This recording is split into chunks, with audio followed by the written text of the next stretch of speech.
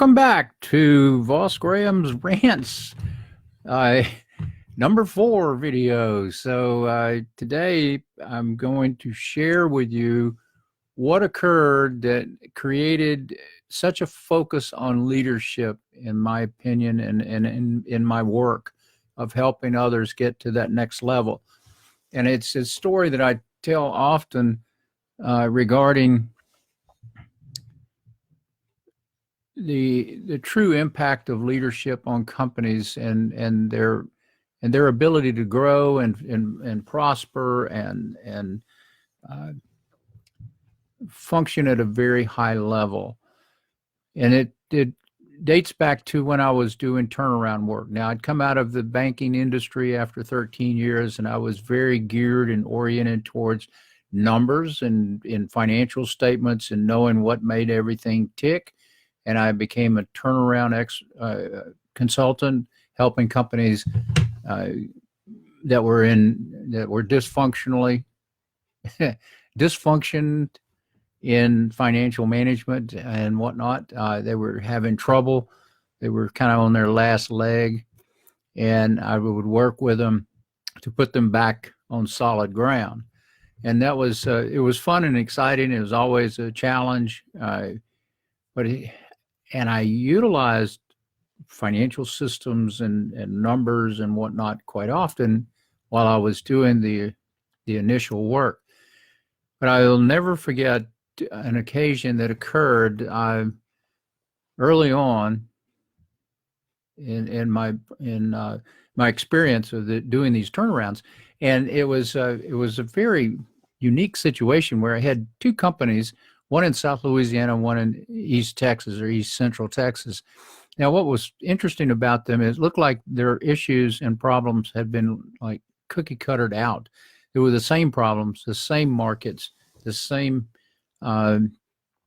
types of products. Now, they were not direct competitors by any stretch of the imagination, but they were also experiencing the same type of problems.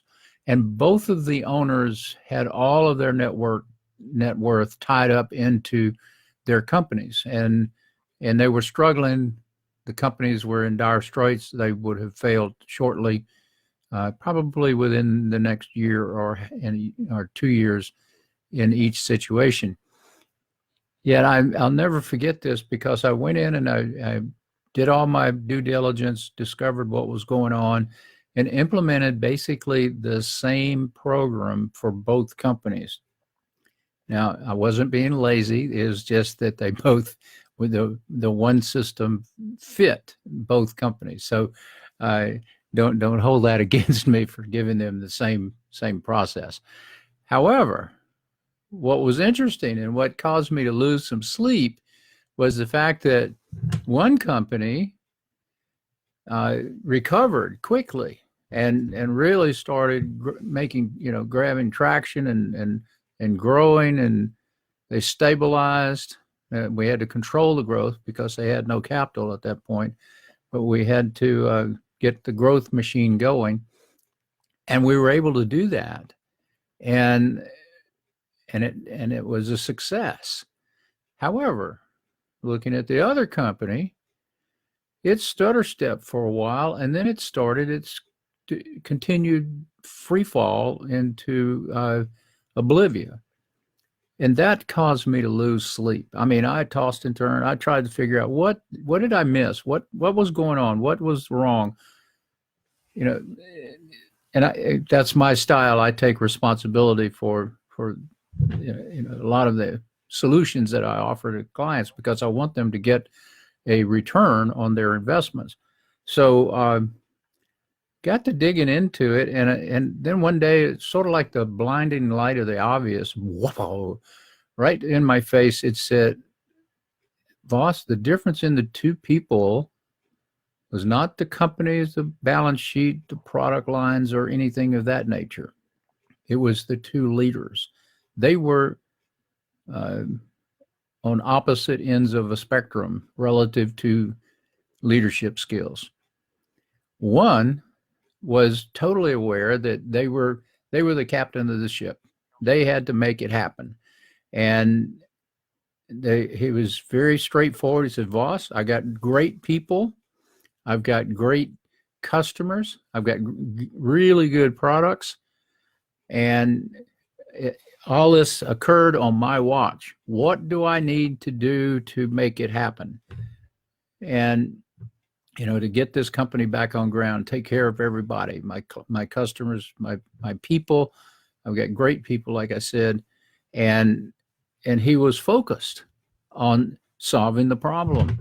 And he was dedicated to a vision. And we had talked about vision and what he wanted to, what he desired and that sort of thing, in addition to just recovering. And sure enough, he took it upon himself. He actually read some books that I recommended. We discussed leadership theories and concepts in addition to that. And he was very, very proactive. And he got after it, made it happen. The other gentleman, and this is what really kind of rocked my reality world. The other gentleman was not as forthcoming.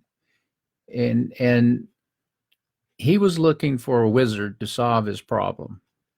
He didn't really want to take any responsibility. And more importantly, he spoke very negatively about his people, about his customers, about the products that he sold. He talked about the vendors that supplied him. He talked about how the government was not supporting him and giving him business development opportunities. And it was just really strange. It was weird listening to him rant on about all this negative stuff. And somewhere along the lines, I had asked him about what kind of books that he read as a leader, because I'm a big believer that leaders are readers. And, that's the best way to improve your leadership skill, is to read books relative to leadership. So he actually bragged that he had not cracked a book in the last 20 years. He had no desire to read, didn't want to read, wasn't curious about new techniques. And let me tell you, what had worked 20 years prior was definitely not working today. And it was just a disaster. His company failed. And I was very sad, because there were some good people that were in his company, but we couldn't do too much about it because he was not leading it properly. So I became a very staunch advocate of leadership development, personal development. And by the way, when I say personal development, I believe that you have to have the personal leadership skills are developed utilizing personal development. I mean, if you cannot, let's just give you an example here real quick. If you cannot set goals and achieve the goals, then how are you going to set them for a company if you don't believe in goals at the personal level? And see, that gets into the belief functions, which is something that I have studied, and my partner is an absolute master at helping people change limiting beliefs. And I support her and what she does, and I've seen the results of how she's helped people change the mindsets of people. Now, unfortunately, I didn't have her available back then in those days for this occasion, so I couldn't do anything about changing this man's mindset. So his company failed, but I made a commitment to help more people in the management and executive positions to hone and improve their leadership skills to the very maximum. That's kind of like what I do. And I've had a lot of fun working with excellent leaders and learning from them as to what they do differently from the ones that are not the great leaders. And it's very telling, because they're basically hard on performance, I mean, they do crunch the numbers and they track the data, but at the same time, they're soft on their people. They don't use statements. They don't accuse people or blame people for anything.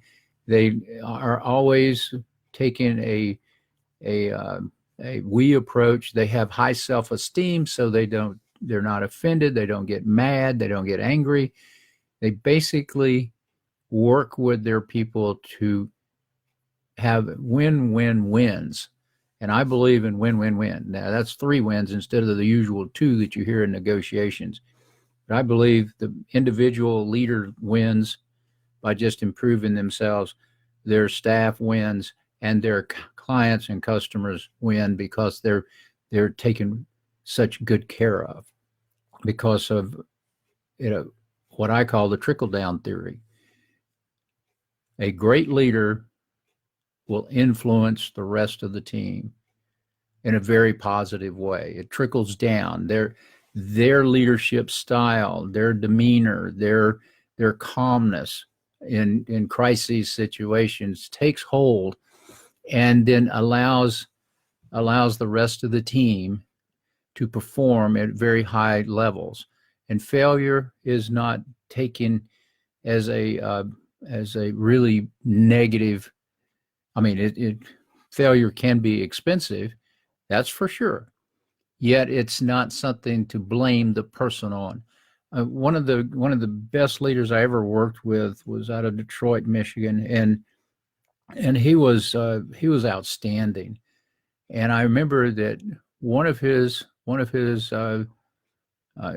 business units, and particularly a particular salesperson, had brought on the wrong type of customer, and he basically lost about a little over $100,000 on this major account transaction.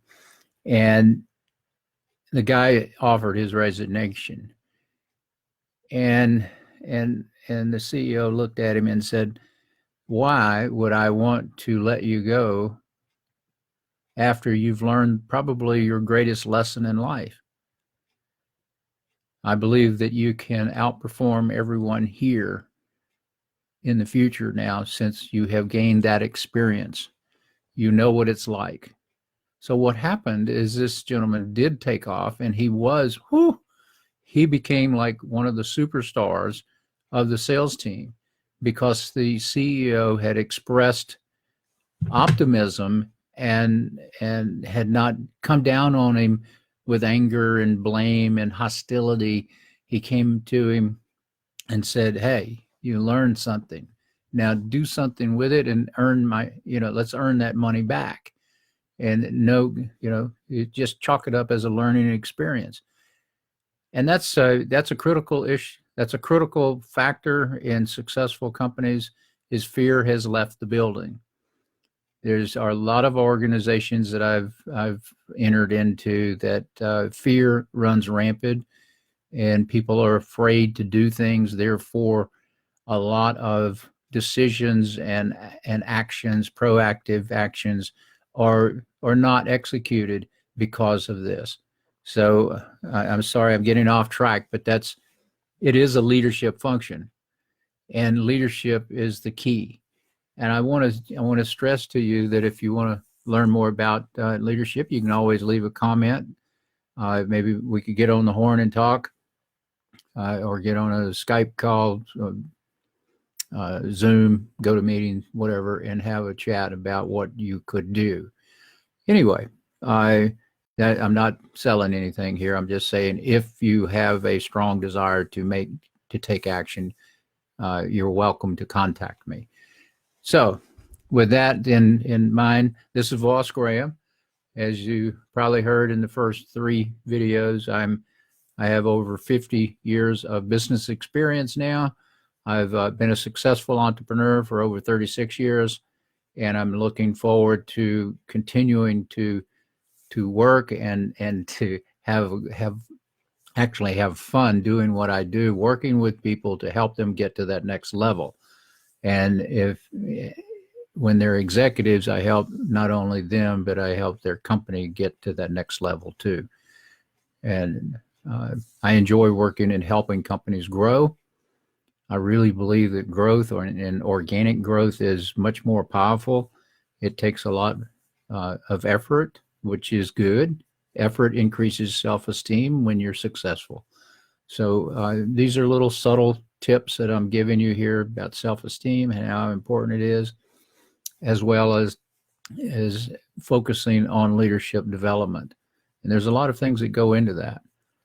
But if you're interested, contact me and we can talk about steps that you can take. Anyway, well, that's it for video number 4. It's been a great day. I'm going to be at a conference the rest of the week and learning a lot from a bunch of entrepreneurs and very, very smart people. And again, here I am, age 70, and I'm still going to learn. This is what continuous learning is all about, which is also a leadership trait. So with that in mind, I'm going to let you go. You have a great day, an even better week. And thank you for watching. Leave a comment, leave a question, or a topic that you want to cover, and I'll be more than happy to share that information with you in the future videos. I will be putting something on every day. I'm sorry about the length of some of these things. They have gone a lot longer than I anticipated, but I guess I have the gift of gab. Anyway, you take care.